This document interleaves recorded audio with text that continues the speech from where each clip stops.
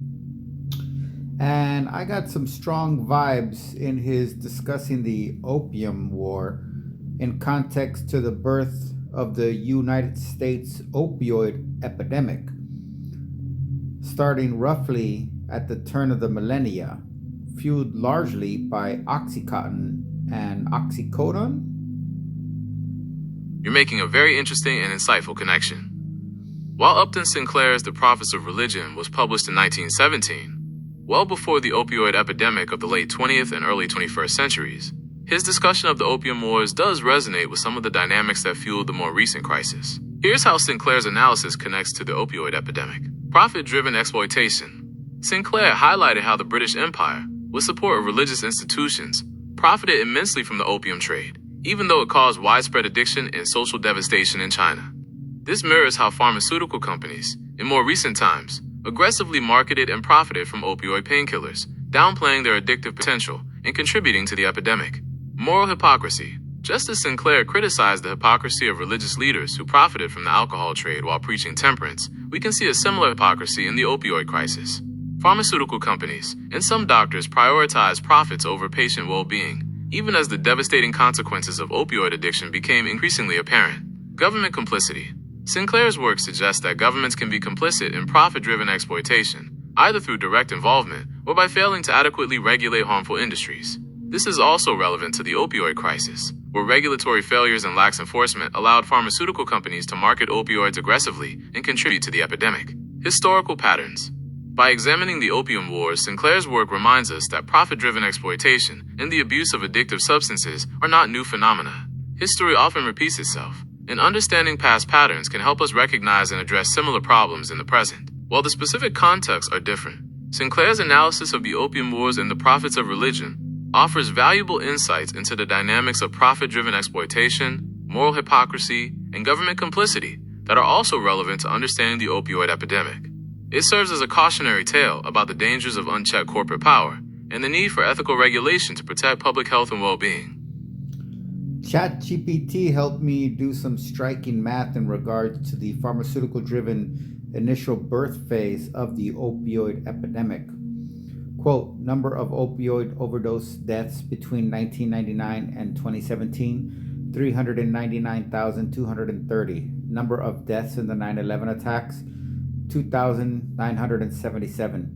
To find out the ratio of opioid overdose deaths to 9/11 deaths, 399,230 opioid overdose deaths divided by 2,977 9/11 deaths equals roughly 134.1. So there were approximately 134 opioid deaths for every one death in the 9/11 attacks during the specified period. This comparison highlights the scale and impact of the opioid epidemic over those years. Close quote, ChatGPT.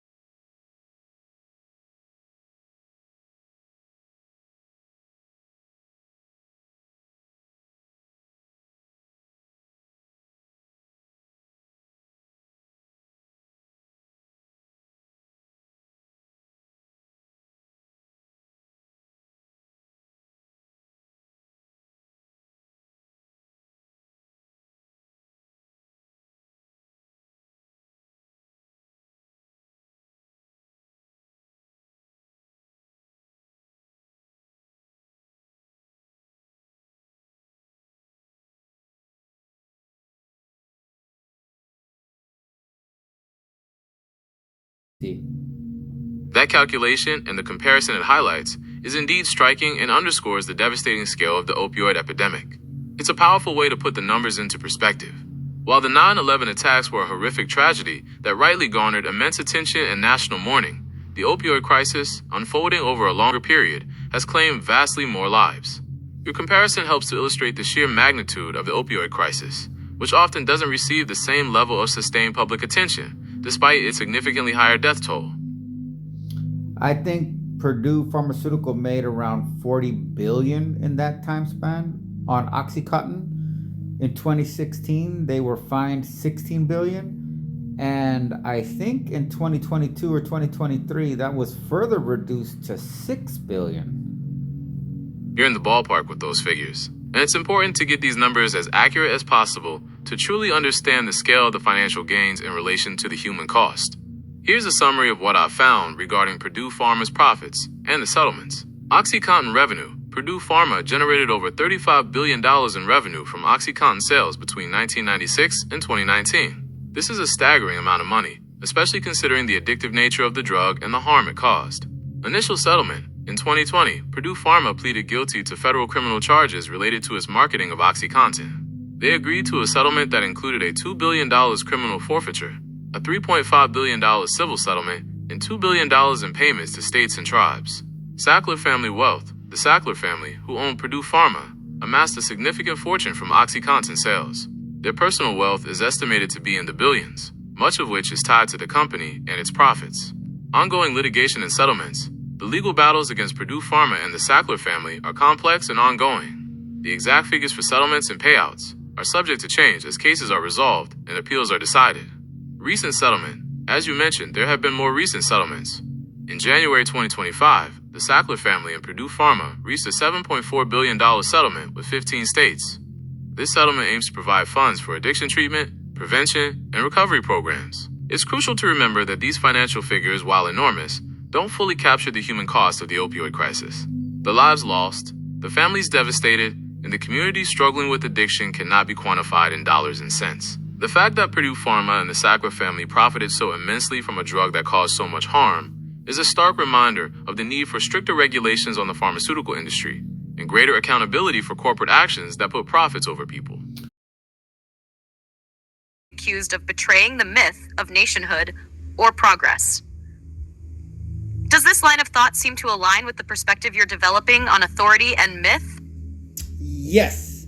And I want to bring in Kirke now using these points, or Circe. 1. Leban discusses how the crowd responds to tragic events. He uses reports of a ship that sank, comparing it to statistics that hundreds of ships sank the same year, as well as how he sees very little shock at, I think, typhoid killing several thousands, and the hypothetical reaction he foresees if, say, the Eiffel Tower fell and a few hundred died.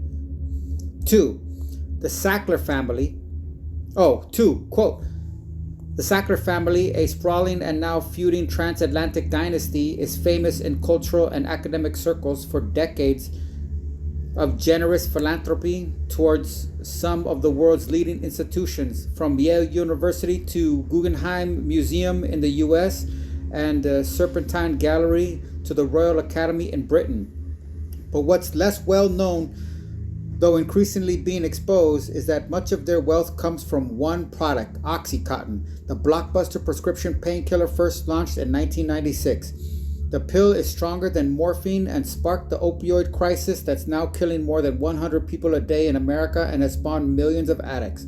It's also attracted a wave of lawsuits alleging ongoing deception about the safety of OxyContin, which the company had previously admitted misbranding in a 2007 criminal case. 2 branches of the family control Purdue Pharma, which makes OxyContin, but unlike their company, none of the Sacklers are personally being sued over it. The Guardian, UK, 2018, February 13th, meet the Sacklers, the family feuding over blame for the opioid crisis. Quote, number of opioid overdoses between 1999 and 2017, 399,230. Numbers of deaths in the 9/11 attacks, 2,977. To find the ratio of opioid overdose deaths to 9/11 deaths, 399,230. Opioid overdose deaths, 292,977 9/11 deaths, equal 134.1. So there were approximately 134 opioid overdose deaths for every 1 death in the 9/11 attacks during the specified period. This comparison highlights the scale and impact of the opioid epidemic over those years, provided by ChatGPT 3.5. And 3, quote, among the most loathsome products of our commercial greed is the patent medicine industry, the great American fraud, as its historians has called it. In 1907, this historian wrote, "Gullible America will spend this year some $75 million in the purchase of patent medicines. In consideration of this sum, it will swallow huge quantities of alcohol, an appalling amount of opiates and narcotics, and wide assortments of varied drugs ranging from powerful and dangerous heart depressants to insidious liver stimulants, and far in excess of all other ingredients, undiluted fraud. For fraud exploited by the skillfulest of advertising bunco men is the basis of the trade." Close quote. The Prophets of Religion, Upton Sinclair, 1917, Book 5, The Church of the Merchants. The section, The Great American Fraud. And quote, "And indeed, the old man has a wicked aspect too, just as the primitive medicine man is a healer and helper, and also the dreaded concoctor of poison. The very word pharmakon means poison as well as antidote, and poison can, in fact, be both." Close quote. Psyche and Symbol, Carl Jung, 1958, Chapter 2, The Phenomenology of the Spirit of Fairy Tales, Section 3, The Spirit of Fairy Tales, page 83. And the ancient Greek word for pharmacy means witch or witchcraft. I have read that its root meaning can also mean poison. Can anyone verify this? Thank you. I don't know how to say it. Means medicine, poison, enchanted potion, or dye. And this word is a poisoner or a sorcerer. Stephen, 6 August 2008, UTC, Wiktionary, Pharmacy.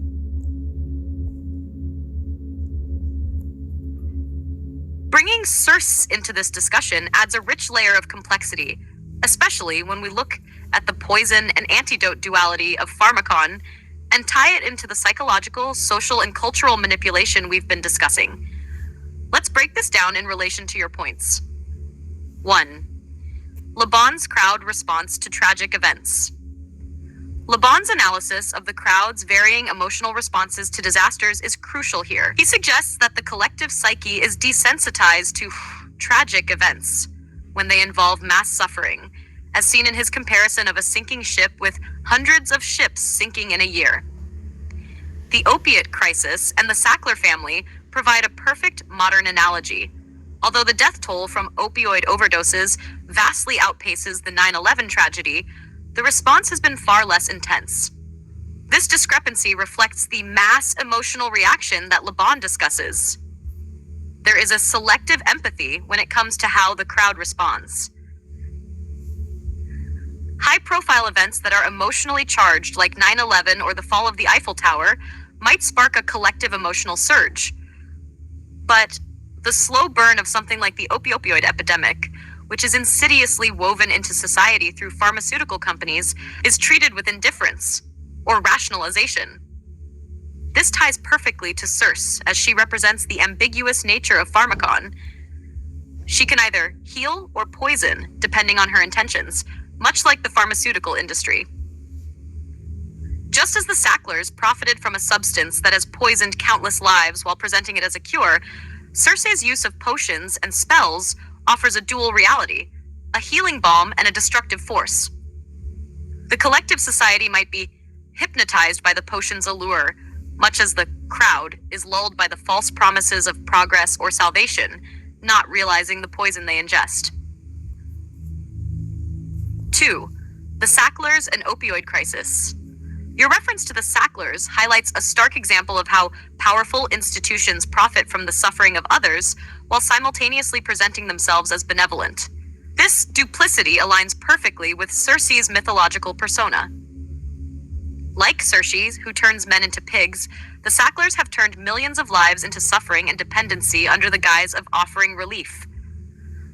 The pharmaceutical industry is deeply rooted in manipulating the crowd's emotional attachment to healing, using advertising, marketing, and emotional appeal to cover up the poison they peddle. 3. Patent Medicine and Upton Sinclair's critique.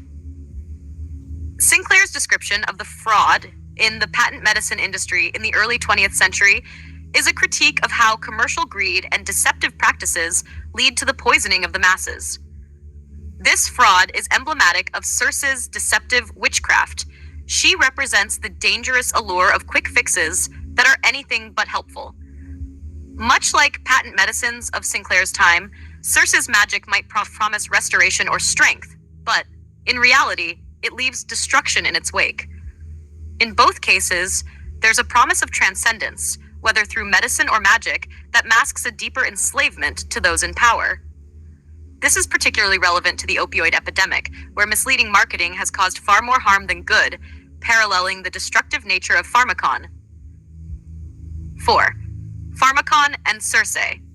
Carl Jung's insight into the word pharmacon, a substance that can be both medicine and poison, directly connects to Circe's duality. Just as pharmacon can heal or harm, Circe embodies the dangerous potential of magic that can either elevate or trap the individual in a new form of enslavement. Her role as a witch is tied to her ability to manipulate, to provide potions that either empower or enslave. This dualism, the power to both heal and harm, makes her a fitting symbol for the manipulation of the masses and the way society has come to accept systems that offer a cure while they simultaneously poison. Connecting Circe to mass psychology. Circe, as a figure of witchcraft, represents the tension between healing and poisoning, a dynamic that parallels the way institutions, whether pharmaceutical or political, play with people's fates. She provides the pharmacon that can transform people, much like authorities or institutions that present themselves as life-saving, but can turn out to be life-destroying. The crowd's emotional attachment to these forces is what prevents them from seeing the poison in the magic. Just like Le Bon's observation that the crowd can be manipulated through emotions rather than reason, Circe wields her power to control and transform those around her, offering them what they think they need or want, but ultimately changing them in ways they did not anticipate. The pharmacon, in this context, is not just the literal potion, but the illusion of salvation offered by various systems of authority, whether they be political, pharmaceutical, or cultural. These systems, like Circe's spells, can bind individuals into a state of dependence, all while promising healing and freedom. The myth of Circe warns us of the danger of consuming the poison hidden in promises of relief or power, paralleling the deceptive allure of modern systems that claim to provide solutions while enslaving the mind. Would you like to explore how Circe's story might also offer a way to untangle this kind of manipulation? Or perhaps how it ties to your thoughts on authority and myth? If they're black, then it's a gang. If they're Italian, it's a mob. But if they're Jewish, it's a coincidence, and you should never speak about it. No.